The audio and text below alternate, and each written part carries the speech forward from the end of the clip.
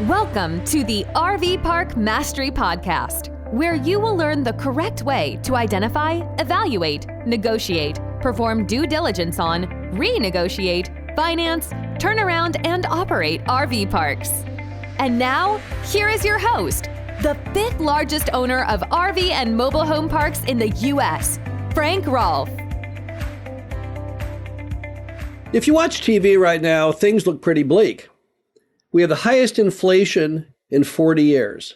We just had the fastest increase in interest rates in 40 years.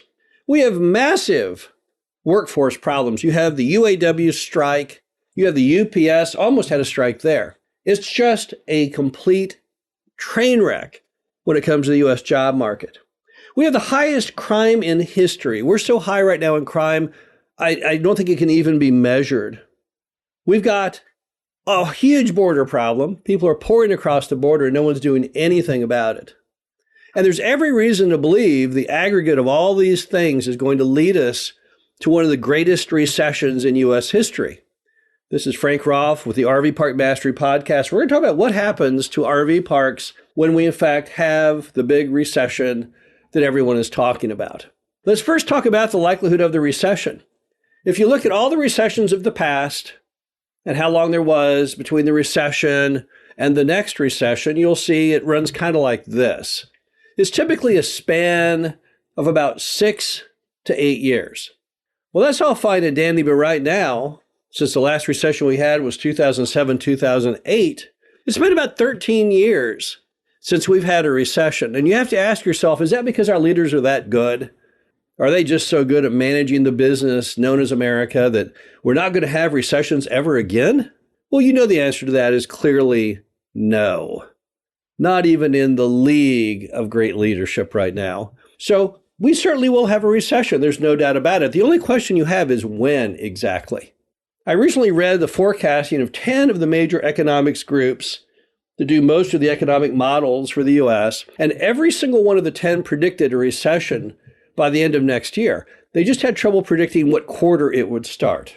So that's a pretty good sign that a recession is definitely on the books. So then what happens with RV parks when the recession hits? It's a very reasonable question, a very reasonable concern.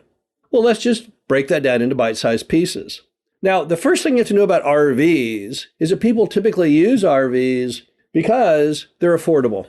You probably have seen the ads on TV right now urging you to go buy an RV. They're only $5 a day. So for $5 a day or $150 a month, you can get a whole lot of different RV options.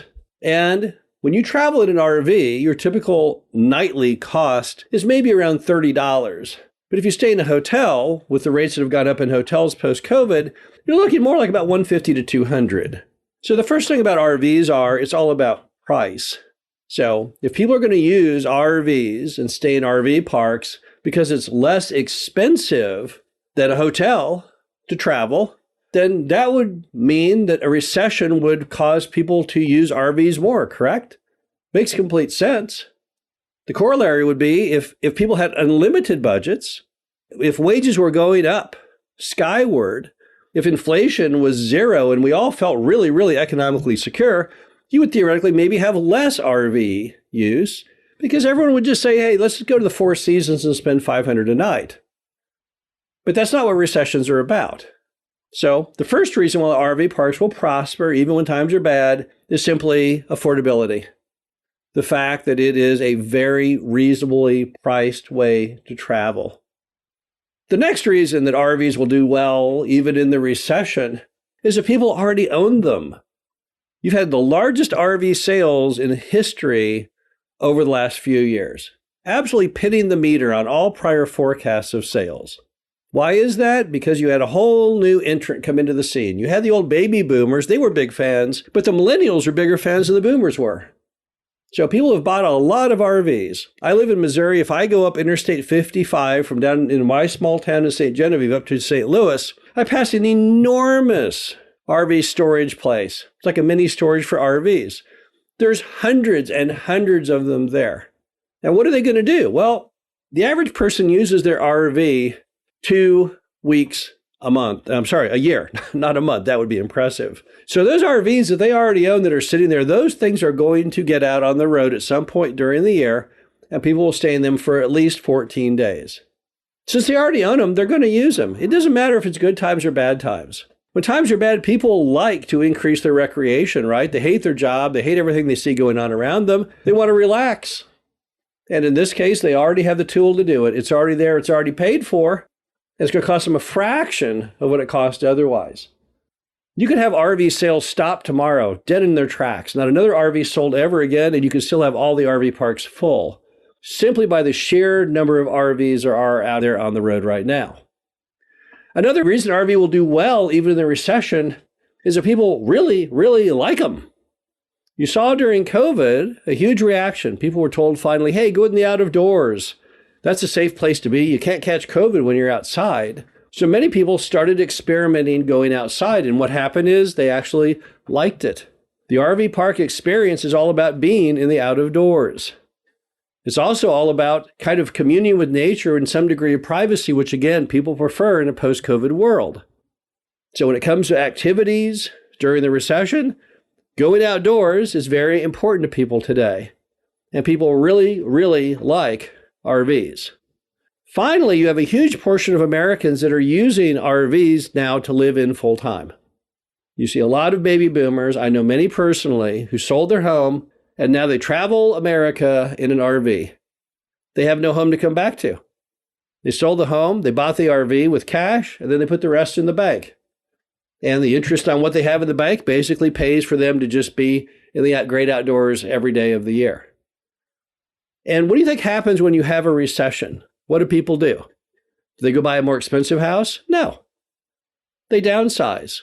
There's 10,000 baby boomers per day retiring in the U.S. That is a huge number of people.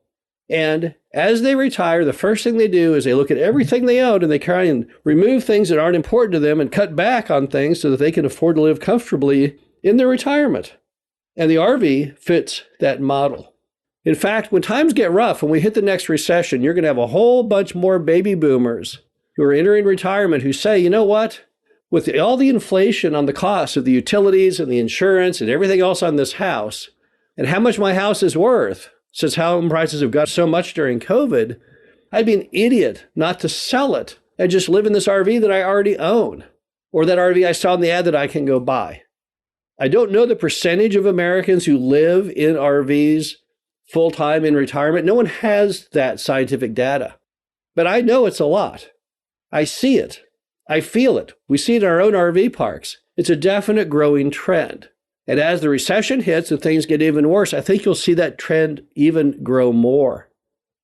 And don't forget all of those millennials who also love RVs, who are now suddenly able to work from afar. They don't have to go into the office. So where are they going to go? Well, many of them are going to follow the same path as the boomers. Live in that RV full time, out in the RV park, out where it's nice weather, nice scenery, great outdoors. And then they just commute from their laptop to the office and never go in. Again, I think you'll see a whole lot more of that growing into the future. The bottom line to it all is that the RV park industry is incredibly well positioned for both good times and bad. There are few forms of real estate that are truly contrarian. Office isn't, retail isn't, lodging isn't, self-storage isn't, but RV parks are. And RV parks have stood the test of time now for almost a century and always done well. You'll not find any mention at all of a great RV park crisis. There's never been one. They always do well, even in bad times. This is Frank Rolfe, the RV Park Mastery Podcast. Hope you enjoyed this. Talk to you again soon.